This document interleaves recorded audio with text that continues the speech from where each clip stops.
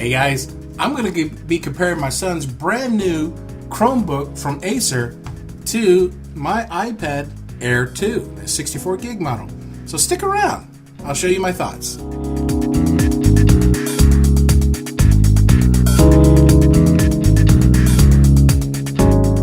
Guys, my son is heading off to college and we started thinking, what can he use to start taking notes in class? Because obviously the electronics are out today. And I thought, oh yeah, his laptop. Well, let me give you some background. He has his, in April, we bought him a brand new laptop. It's an MSI Gaming laptop. It's a kick butt laptop. It's 17.3 inches. It has 32 gigs of RAM on it. It's got an NVIDIA 970 GPU card with 6 gigs of RAM on it. It's got the latest Intel processor that's overclocked at 3 gigahertz plus. Yeah. It's a kick, but it's this thick, it's this big, and it weighs a ton, and the battery only lasts, because it's a gaming laptop, if it was just running off a battery, it would only last a couple of hours. You don't want to be taking that to class, because, first and foremost, because of all the heavy equipment that's on that thing and how powerful it is, the fans are always running, so you're always hearing the buzzing from the fans, and they're loud anyway. So I thought, hey, let's start evaluating other options. So we thought about, hey, what about getting a tablet like an iPad? Now this one here is my iPad Air 2, 64 gigs. I've had this for about a year, a little bit over a year. And, I've been using it strictly for the purposes of, going to corporate meetings and taking notes and, using this as reference on a plane and things like that. And I thought, man, that would be a great option, wouldn't it? But I started thinking price-wise. Yeah, remember, we're sending our boy to college. Yeah. So I said, what can we do with this? So I started doing a lot of research. I asked him about his patterns online. What does he do? He's watching videos and he's either on his browser and he's using Chrome. He's already got a Gmail account and he already has Google Drive. So he already knows the Google infrastructure really well. And I said to myself, well, why do I need to pop him into an Apple world, spend extra money, a lot of extra money? Why don't I just buy him a simple Chromebook and use it from there? So there were several factors that were involved, but the number one factor was cost. Guys, this right here, it does have an Intel Celeron processor, but it's only running a Chrome OS, which is a really lightweight operating system. This thing weighs super light. There's a lot of peripherals that go along with it. This is the power slot, this is an HDMI slot, this is a USB 3 slot, this is for your headphones and microphone slot, this is a USB 2 connection, there's an SD card slot for memory expansion, and this is for locking the laptop if you need to. It's air cooled, so there's no fans to bother anybody. There's speakers on the bottom, so it sounds good when it bounces off the top. It's plastic all over, guys, so it's cheap and it doesn't feel bad, even though it is plastic. It's got a full-size keyboard. Take a look at that. Comfortable keyboard. And it's a touch screen. Yeah, it's a touch screen. I find myself scrolling with this thing over and over.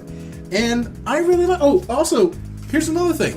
Google with this thing actually offers 100 extra gig of drive space for 2 years. So now my son has 100 gigs plus on Google Drive for the next 2 years. Now this thing says it's supposed to last 7 hours of battery. Where do you sign? This thing only costs $289. So $290 on Amazon, brand new. And you said, okay, Garney, well, it doesn't have as much storage as your 64 gig iPad. Well, yeah, you're right. But remember, I've got a USB 3 slot here, and I also have an SD card slot over here. So guess what? I can buy some cheap USB drives or SD cards and slide in, and boom, I have the extra memory. Done. It's got a microphone here, and it's got a small camera. So everything he needs to do for web presence, or to record voice notes, or to type really fast, full-size keyboard. I mean, the keyboard is bigger than the Bluetooth keyboards I have for this. So yeah, it's more comfortable ergonomically, and more real estate. Oh, you want to talk about real estate? So let me fire this thing up and show you the difference in the real estate. Because there are times when I'm in conference meetings that I wish I had more screen space on my iPad, and I am not buying an iPad Pro. I'm just sorry. just not going to spend the money for it. So let me see if I can pull these two up without breaking either one of them. Width-wise, see here? See the width between the two? Oh, I'm sorry, this one actually turned off on me, didn't it? Let me turn that baby back on. There it is. Okay.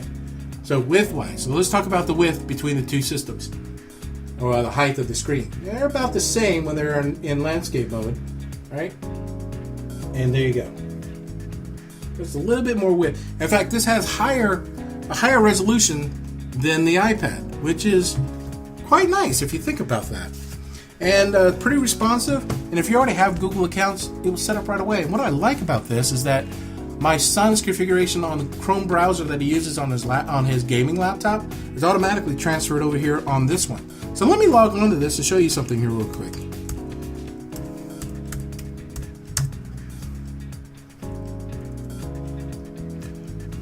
So all the settings and things like that for his laptop are transferred here. Another thing is the apps that he uses. For example, Evernote. Who uses Evernote? He does. So he leverages Evernote on this system. Also, there's also a document editing system that's on here, the Google Docs. There's also a spreadsheet editor. So you can actually fire up and use a spreadsheet editor on here to do online spreadsheets. And of course, there is a slide, you can create presentations on here using the Google Slides. And so they're equivalent to the Microsoft Word, PowerPoint, and Excel spreadsheets. And oh, by the way, since he's going to be on campus, since they're Wi-Fi based or they're online based applications or cloud based applications, he's going to be connected on the campus anyway. So anytime he creates and edits and updates any documents on his Chromebook, they're automatically synced up to the cloud. Boom. Now your next question should be, and this was mine, what about offline mode? Because the dormitory, it's got poor reception. So if he's sitting in the dorm and he doesn't have any Wi-Fi, can you still use the Word document, the spreadsheet, and the presentation tools to create or edit documents? The answer is yes, you can. In offline mode, you could do that.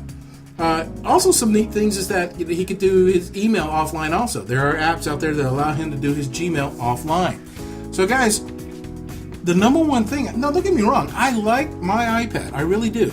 But I think from a costing point of view, there's small keyboards that I have for these things. I mean, they're about as wide as a tablet, and so there's small keyboards. This obviously is a much wider device.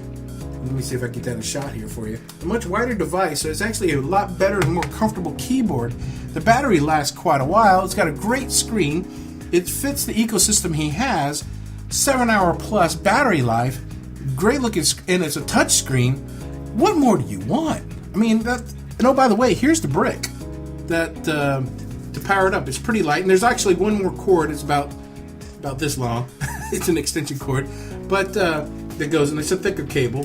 But yeah, guys, this is a small enough package that weighs a heck of a whole lot less than that 7-pound laptop that he has in his room. And you know what? Again, I'm going to start stressing. $290. You can't go wrong with that. So everything, you know what? I'm even thinking about getting one of these because I'm going to be connected most of the time. And if I'm not connected, I still can use Evernote on here, which I use a lot at work. I can still use the documents, I can still use the spreadsheets, and I can still use the presentation tools that are on here.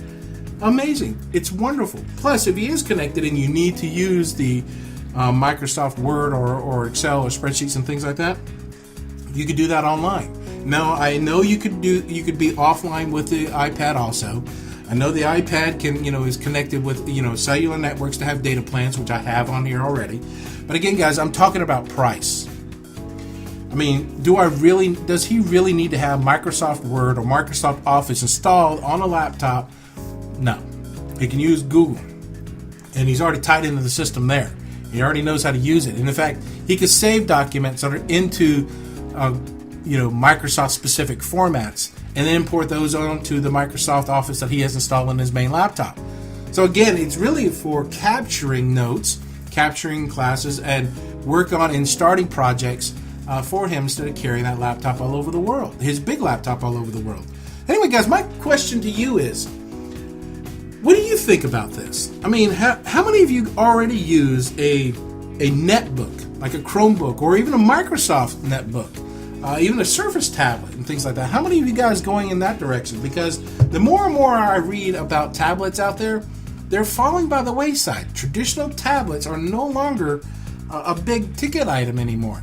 It's going toward netbooks or hybrid tablets, like the Surface tablet or the Surface notebooks from Microsoft. They're doing a really good job. Dell's all over, the Toshiba's all over, Acer, Asus.